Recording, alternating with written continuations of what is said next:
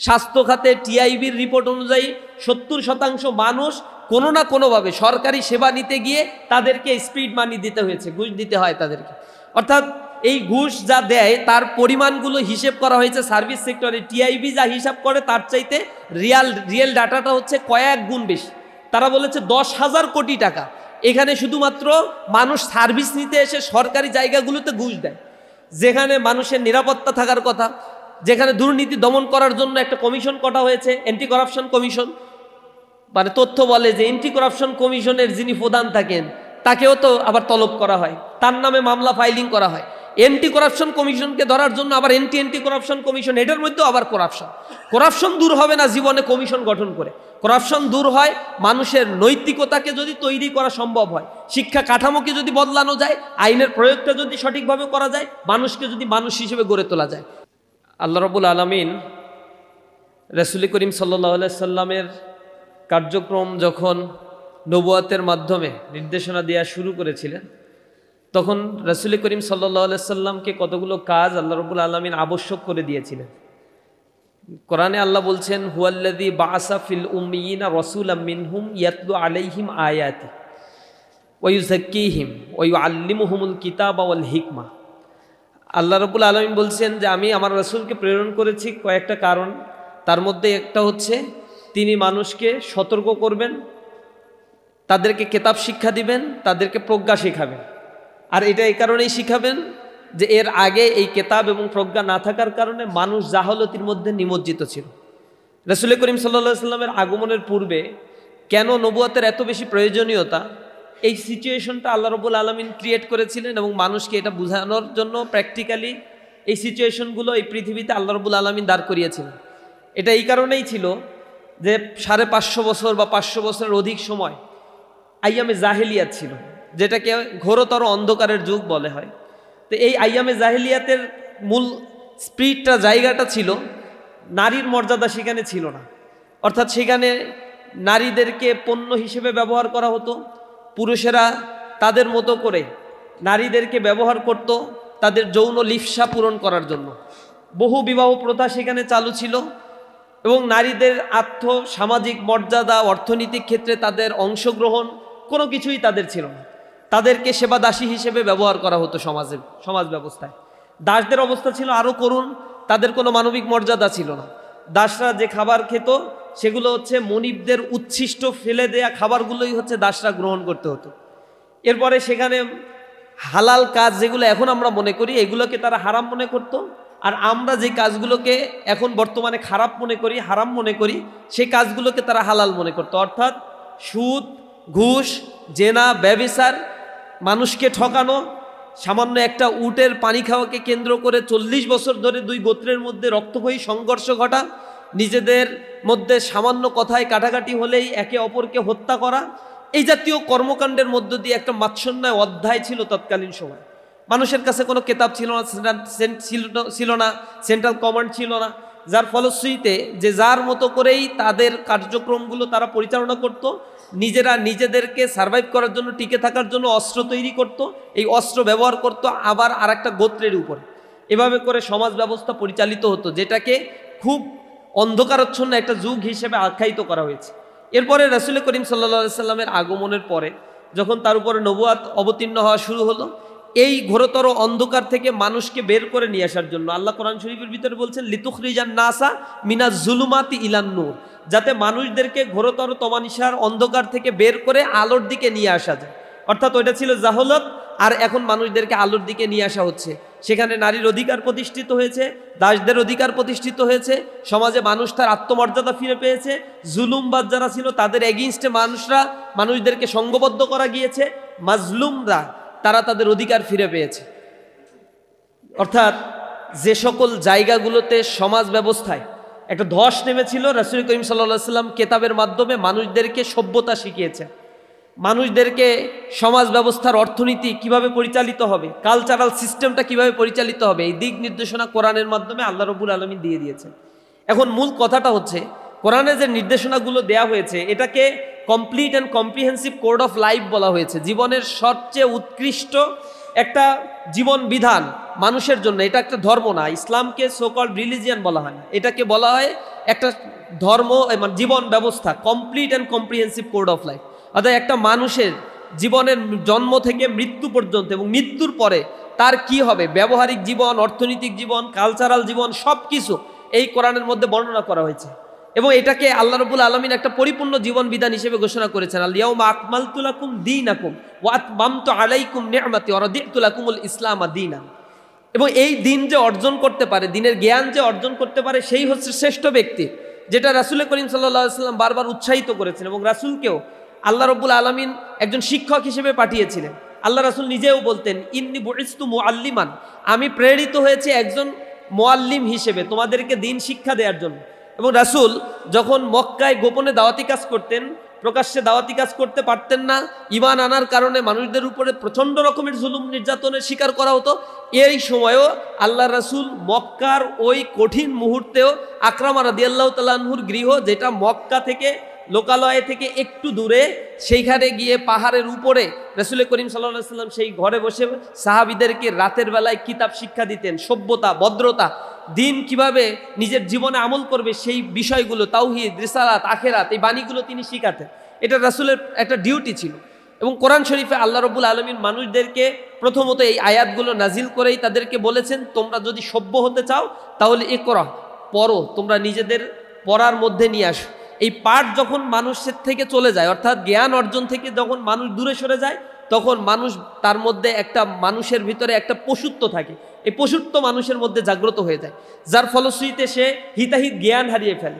মানুষ সভ্যতার এই জায়গা যখন ধরতে পারে না, আপনারা স্বাভাবিকভাবে দেখবেন একজন মানুষ বর্বর হয় কখন, আমাদের দেশ থেকে যে টাকাগুলো পাচার হয়ে গিয়েছে, এই পাচার হওয়া টাকাগুলো আসলে রিক্সাওয়ালা পাচার করে নাই, কুলি মজুর পাচার করে নাই, দিন মজুররা পাচার করে নাই, এই টাকাগুলো পাচার করেছে সভ্য মানুষেরা, ভদ্র মানুষেরা। অ্যাডমিনিস্ট্রেশন, জুডিশিয়ারিতে আমরা যখন যাই, কথা বলি তাদের সাথে, স্বাস্থ্য খাতে যারা এখানে বসে আছে, এখানে তো কোনো রিক্সা চালক স্বাস্থ্য খাত চালায় না। স্বাস্থ্য খাতে টিআইবির রিপোর্ট অনুযায়ী 70% মানুষ কোনো না কোনোভাবে সরকারি সেবা নিতে গিয়ে তাদেরকে স্পিড মানি দিতে হয়েছে, ঘুষ দিতে হয় তাদেরকে।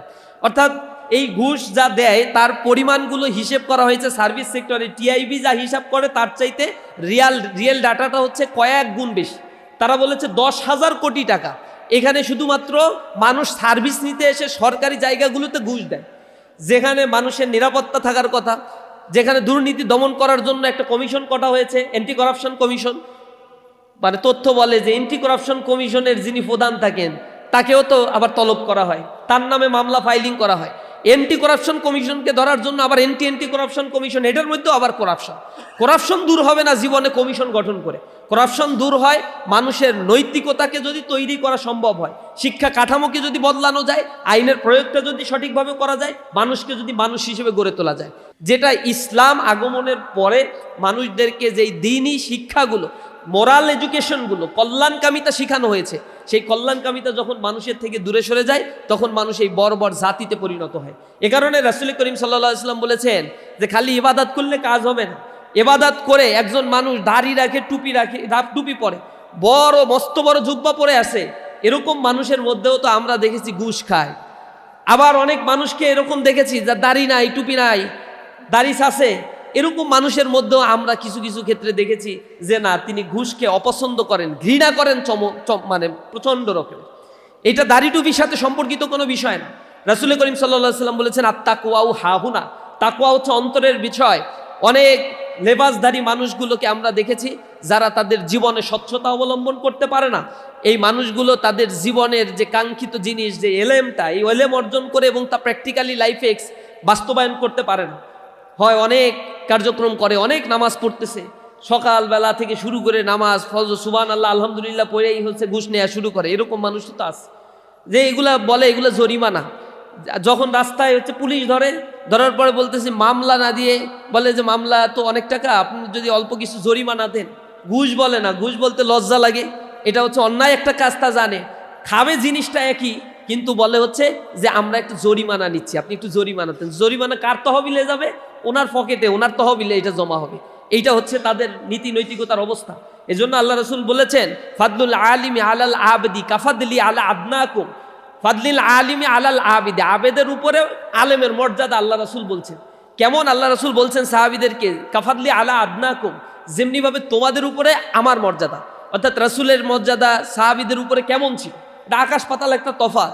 আল্লাহ রাসূল বলেছেন তেমনিভাবে একজন ব্যক্তি যখন জ্ঞান অর্জন করে সেই অনুযায়ী জীবনযাপন করে, এই মানুষটার মর্যাদা যে ব্যক্তি জ্ঞান ছাড়া সারাদিন সিজদা দিতে থাকে এই মানুষের চাইতে অনেক বেশি। এজন্য জ্ঞান অর্জনের ব্যাপারে কোরআনের ভিতরে আল্লাহ রাব্বুল আলামিন এই কথা বলেছে, হাল ইয়াস্তাউল্লাযিনা ইয়ালামুনা ওয়াল্লাযিনা লা ইয়ালামুন, যারা জানে আর যারা জানে না তারা কি কখনো সমান হতে পারে? আল্লাহ রাসূলকে আল্লাহ প্রশ্ন করছেন যে তারা কি সমান হইতে পারে? তাহলে তোমার কাজ কি? মানুষকে জ্ঞান বিতরণ করো। তোমার কাজ কি? মানুষকে সতর্ক করো। তোমার কাজটাই হচ্ছে মানুষদেরকে অন্ধকার থেকে আলোর দিকে নিয়ে আসা। আর এই আলোকবর্তিকায় মানুষদেরকে নিয়ে আসার মতো একটা ওয়েপন্স তোমার কাছে আমি দিয়ে দিলাম, সেটা হচ্ছে কিতাব। মা কুনতা তাদরিমাল কিতাব ওয়ালাল ঈমান ওয়ালাকিন জাআলনাহু নূরান নাহদি বিহি মান নাশাউ মিন ইবাদিনা। মানুষ তো কিতাব কি, ঈমান কি এগুলো জানতো না, যার ফলশ্রুতিতে প্রথাগত শিক্ষায় শিক্ষিত হয়ে বিসিএস ক্যাডার হয়, দেখবেন হওয়ার পরে এগুলা তো ডিসি হচ্ছে, এসপি হচ্ছে, ইওনো হচ্ছে, টিওনো হচ্ছে, সচিবালয়ে কাজ করছে, উপসচিব হচ্ছে, অ্যাডিশনাল সেক্রেটারি হচ্ছে, কিন্তু করাপ্টেড, হাইলি করাপ্টেড। ফাইল, গতকাল একজন অফিসারের কাছে দেখা করতে গেলাম, সে বলতেছে যে এই আমার সামনে যতগুলো ফাইল না, এই ফাইলগুলো সবগুলো টাকা খেয়েই আমার কাছ পর্যন্ত আসছে। আমি এগুলো বন্ধ করতে পারবো না, কারণ আমি জানি আমার গানম্যান যিনি আছেন সেও করাপ্টেড, সেও করাপশনের সাথে জড়িত। এগুলো আমি বন্ধ করতে পারবো না। টোটাল সিস্টেমটাই, অ্যাডমিনিস্ট্রেটিভ সিস্টেমটাই এরকম হয়ে গিয়েছে। নির্ধারিত একটা সময় পর পর এদের প্রমোশন হয়, আর এদের জায়গা থেকে কেউ তাদের সরাইতে পারে না। সরকারে যারা আসে 5 বছরের জন্য, এই মানুষগুলো তো আসলে রাজনীতি করতে করতে অভ্যস্ত, তারা ইন্টারনাল মেকানিজম বুঝে না। কোনো আইন প্রণয়ন করতে দিলে এই আমলাদের উপর ডিপেন্ড করে, আমলারা আইন প্রণয়ন করে তাদের খুশির মতো, তাদের মতো করে এই আইন প্রণয়নগুলো করে। দুদক যাকে বসাইছে, একজন আমলাকে এখন দুদকের চেয়ারম্যান বসাইছে না, এই আমলার অবস্থা হচ্ছে সে কোনো আমলার নামে ফাইল গঠন করবে না, অন্যদের নামে ফাইল করবে, আমলার নামে ফাইল করবে না, কারণ তার সাজাতির প্রতি তার একটা লায়াবিলিটি সবসময় থাকে। তো এই জায়গা থেকে করাপশন জীবনে বন্ধ হবে না। এই জায়গাগুলোতে অ্যাডমিনিস্ট্রেশনে, জুডিশিয়ারিতে বা হচ্ছে পুলিশ প্রশাসনে এই যে দুর্নীতি হয় না, এটা তো কোনো পাগলেও বিশ্বাস করে না। তো যেই জায়গা দুর্নীতি হয় সেই জায়গা, ওই জায়গার অফিসারের নামে ফাইল ওপেন হয় না কেন? ফাইল ওপেন করতে করিমসি কোথায়? প্রবলেমটা হচ্ছে শস্যের মধ্যেই যখন ভূত থাকে তখন প্রবলেমটা শুরু হয়। এই জায়গায় রিকনস্ট্রাকশন যদি না করা যায়, মোরালিটি ডেভেলপমেন্ট যদি না করা যায়, স্ট্রাকচারাল ডেভেলপমেন্ট যদি এই সোসাইটি না করা যায়, তাহলে শুধুমাত্র রাজনৈতিক পট পরিবর্তনের মধ্য দিয়ে কখনোই একটা রাষ্ট্র ব্যবস্থার কাঠামো গ্রো আপ করে না। সবার ভিতরে একটা চমৎকার ইন্টেনশন থাকা দরকার, নৈতিকতা থাকা দরকার, মোরালিটি ডেভেলপ করা দরকার। ইসলামী ছাত্র শিবির জাস্ট এই জায়গাগুলোতে তার জনশক্তিকে তৈরি করার জন্য বছরব্যাপী একটা কাউন্সিলিং করে থাকে। এই কাউন্সিলিংটা হচ্ছে আমরা একটা সিলেবাস দিয়ে আমাদের সাথে যে লক্ষ লক্ষ স্টুডেন্টরা জড়িত রয়েছে, সেই লক্ষ লক্ষ স্টুডেন্টদেরকে আমরা একটা সিলেবাস দিয়ে দেই যে দুনিয়ার পরিচালনার জন্য যেমন তোমাকে দক্ষ হতে হবে, পাশাপাশি মোরাল নলেজগুলোকে তোমাকে আরও বেশি আপগ্রেডেড হতে হবে। বর্তমান পৃথিবী পরিচালনার জন্য একাডেমিক এক্সেলেন্সির পাশাপাশি তোমার মোরাল গ্রাউন্ড যদি না থাকে, ভালো মানুষ তুমি হইতে পারবা না। বিসিএস এ পরীক্ষায় আমি যেটা বলছিলাম যে পাশ করে তো ওই জায়গায় যায়, কিন্তু আপনারা দেখবেন যে বিসিএস এ যাওয়ার পরে এত করাপশন, পরবর্তীতে একটা মোরাল এডুকেশন নামে একটা চ্যাপ্টার খুলছে, 20 মার্ক না 10 মার্ক, এখান থেকে পরীক্ষায় প্রশ্নও হয়, কিন্তু ওই সাবজেক্ট খুলে কি আর মোরালিটির প্রতি মানুষকে আকৃষ্ট করা যায়? এটা হতে হয় পারিবারিক শিক্ষা এবং ছোটোবেলার টোটাল মেকানিজমের মধ্য দিয়েই। আমার সোসাইটিকে যদি আমি গ্রো আপ করতে না পারি, তাহলে এই জায়গায় মানুষ কখনো শান্তি পাবে না। আমাদের জনশক্তি ইসলামী ছাত্র শিবির তার প্রতিষ্ঠা লগ্ন থেকে যে লক্ষ লক্ষ কোটি কোটি মানুষদেরকে আমরা তৈরি করেছি এই সমাজের জন্য, সার্ভিসের জন্য আমরা তাদেরকে তৈরি করেছি। যে জায়গায় তারা ব্যবসা বাণিজ্য করছে, যারা প্রশাসনিক দপ্তরগুলোতে রয়েছে অথবা যারা শিক্ষকতা করছে, প্রত্যেকটা জায়গায় আমরা অনেস্টির সাথে বলতে পারি ইসলামী ছাত্র শিবির যারা করেছে তারা তার নিজ নিজ কর্মক্ষেত্রে শতভাগ ট্রান্সপারেন্সি মেনটেন করার জন্য চেষ্টা করে, লয়ালিটি মেনটেন করার জন্য চেষ্টা করে।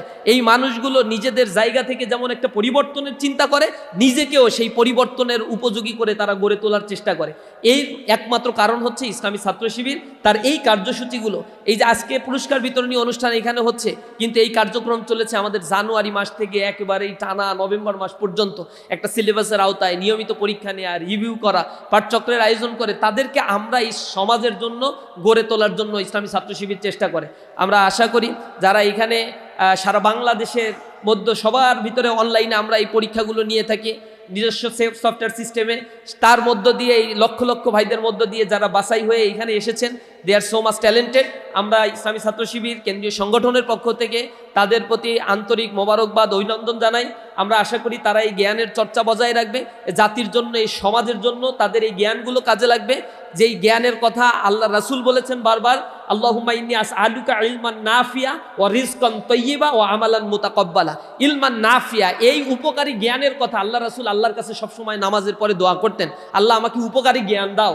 আপনারা যে উপকারী জ্ঞান অর্জন করেছেন, এই জ্ঞান যদি গোপন রাখেন, মানুষের কাছে প্রচার না করেন, তাহলে এই জ্ঞানটা কিয়ামতের ময়দানে আপনার জন্য কাল হয়ে দাঁড়াবে। আপনারা যা শিখবেন, আল্লাহ রাসূল এই কথা বলেছে, আমার পক্ষ থেকে একটা বাণী হলেও মানুষের কাছে পৌঁছে দাও, বাল্লিগু আন্নি ওয়ালাউ আয়া, একটা বাণী হলেও আমার পক্ষ থেকে মানুষের কাছে সেটা পৌঁছে দাও।